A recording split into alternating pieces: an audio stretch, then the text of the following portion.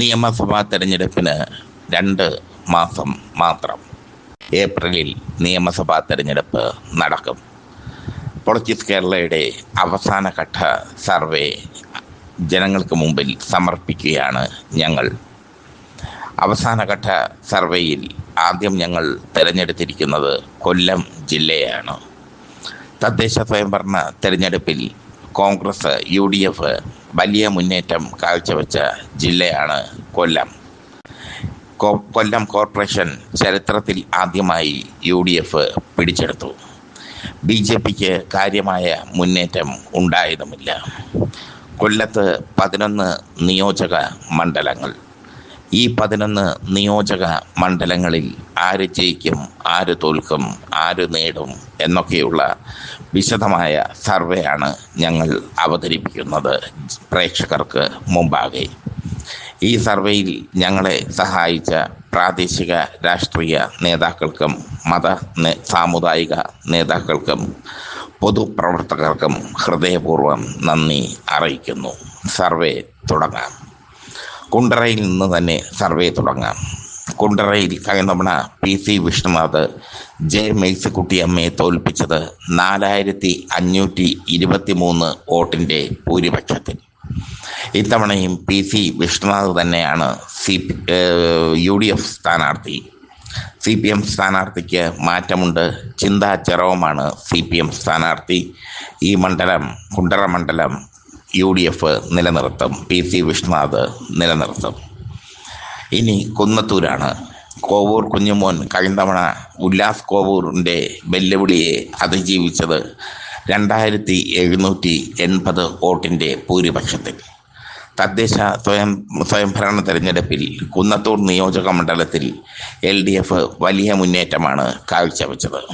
അതുകൊണ്ട് തന്നെ LDF ഈ മണ്ഡലം നിലനിർത്തും. കുണ്ടറ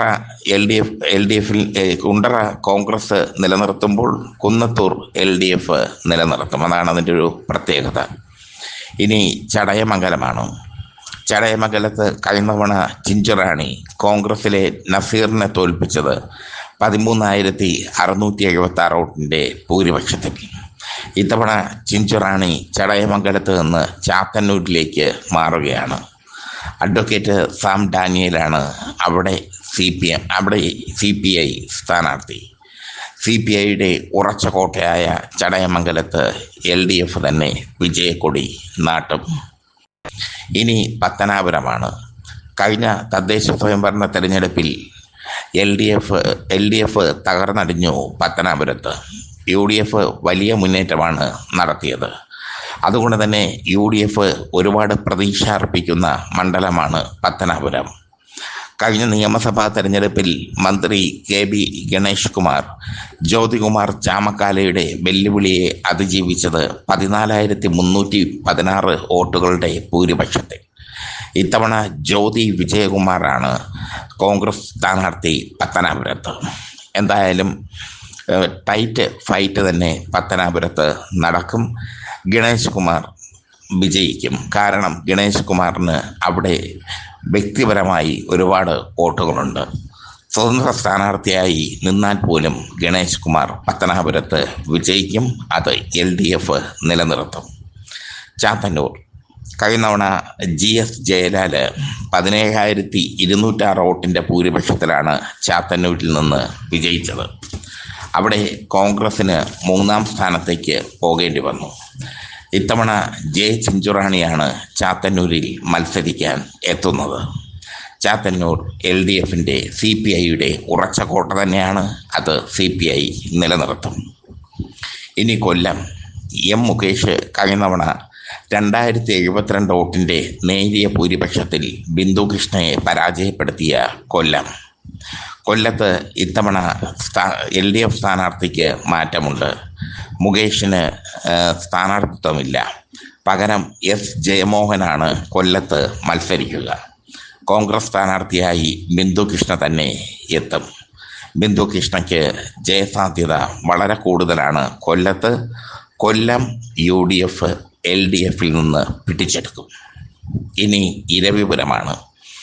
എം നൗഷാദ് കഴിഞ്ഞ തവണ ബാബു ദിവാകരനെ പരാജയപ്പെടുത്തിയ ഇരവിപുരം 28,121 വോട്ടിൻ്റെ വലിയ ഭൂരിപക്ഷത്തിലാണ് ഇരവിപുരത്ത് എം നൗഷാദ് വിജയിച്ചത്. ഇത്തവണ നൗഷാദിന് നേരിടേണ്ടി വരുന്നത് ഒരു സർപ്രൈസ് സ്ഥാനാർത്ഥിയാണ്, കാർത്തിക് പ്രേമചന്ദ്രൻ RSP സ്ഥാനാർത്ഥിയായി എത്തുമ്പോൾ ഇരവിപുരത്ത് മത്സരം കടുക്കുമെങ്കിലും നൗഷാദ് അത് അതിജീവിക്കും എന്നാണ് പൊളിറ്റിക്സ് കേരളയുടെ സർവേയിൽ പറയുന്നത്. ഇനി കരുനാഗപ്പള്ളി ഒരുപാട് പ്രത്യേകതകളുള്ള മണ്ഡലമാണ്. കഴിഞ്ഞ തവണ CR മഹേഷ് CPIയുടെ രാമചന്ദ്രനെ പരാജയപ്പെടുത്തിയത് 29,208 വോട്ടിനാണ്. ഇത്തവണ കരുനാഗപ്പള്ളിയിൽ മത്സരിക്കുന്നത് CPI സ്ഥാനാർത്ഥിയായി മത്സരിക്കുന്നത് അഡ്വക്കേറ്റ് അനിൽ എസ് കല്ലേലി ഭാഗമാണ്. അനിൽ എസ് കല്ലേലി ഭാഗം കരുനാഗപ്പള്ളിയിൽ നിറഞ്ഞു നിൽക്കുന്ന വ്യക്തിത്വമാണ്, ജനകീയനാണ്. അദ്ദേഹം തെരഞ്ഞെടുപ്പ് പ്രവർത്തനങ്ങൾ ആരംഭിച്ചു കഴിഞ്ഞു. അതുകൊണ്ട് തന്നെ അവിടെ ഒരു ടൈറ്റ് ഫൈറ്റ് നടക്കും. അനിൽ എസ് കല്ലേലി ഭാഗം നേരിയ ഭൂരിപക്ഷത്തിൽ വിജയിക്കാനുള്ള സാധ്യതയുണ്ട്. ചുരുക്കത്തിൽ നഷ്ടപ്പെട്ടു പോയ സീറ്റ് CPIക്ക് അവിടെ വീണ്ടെടുക്കാനാകും. കരുനാഗപ്പള്ളിയിൽ അനിൽ എസ് കല്ലേലി ഭാഗമാണ് സ്ഥാനാർത്ഥിയെങ്കിൽ വലിയൊരു അട്ടിമറി അവിടെ സംഭവിക്കും എന്നുള്ളത് ഉറപ്പാണ്.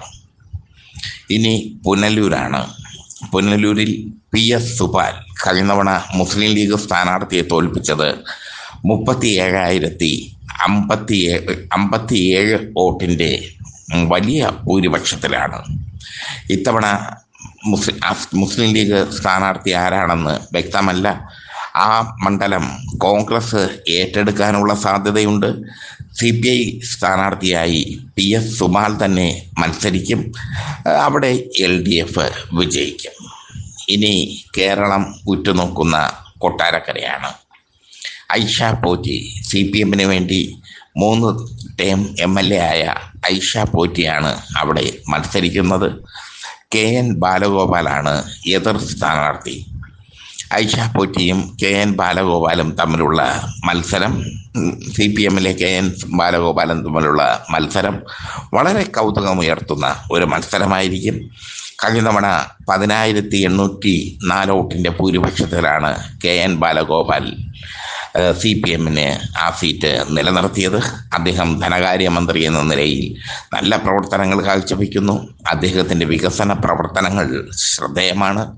അതുകൊണ്ട് തന്നെ ഐഷ പോറ്റിയെ KN ബാലഗോപാൽ തോൽപ്പിക്കും എന്നാണ് പൊളിറ്റിക്സ് കേരള സർവേ പറയുന്നത്. അവിടെ വലിയൊരു മത്സരം തന്നെ നടക്കും. CPM പ്രവർത്തകർ ഐഷ പോറ്റിക്കെതിരെ ശക്തമായ ഒരു ക്യാമ്പയിൻ സംഘടിപ്പിക്കുന്നുണ്ട് ഈ കൊട്ടാരക്കരയിൽ. ഇനി ചവറയാണ്. ഷിബു ബേബി ജോൺ കഴിഞ്ഞ തവണ സുജിത് വിജയൻ പിള്ളയെ 1096 വോട്ടിന് പരാജയപ്പെടുത്തിയ ചവറ. ഇത്തവണ ഷിബു ബേബി ജോണും ഡോക്ടർ സുജിത് വിജയൻ പിള്ളയും തന്നെയാണ് സ്ഥാനാർത്ഥി. ചവറയിൽ UDF വിജയിക്കും എന്നുള്ളത് ഇപ്പോഴത്തെ സാഹചര്യത്തിൽ ഉറപ്പാണ്. അങ്ങനെ വരുമ്പോൾ 11 നിയോജക മണ്ഡലങ്ങളിൽ 8 LDFും 3 UDFും നേടും. അടുത്ത ജില്ലയുടെ അവസാനഘട്ട സർവേയുമായി പൊളിറ്റിക്സ് കേരള വീണ്ടും എത്തും.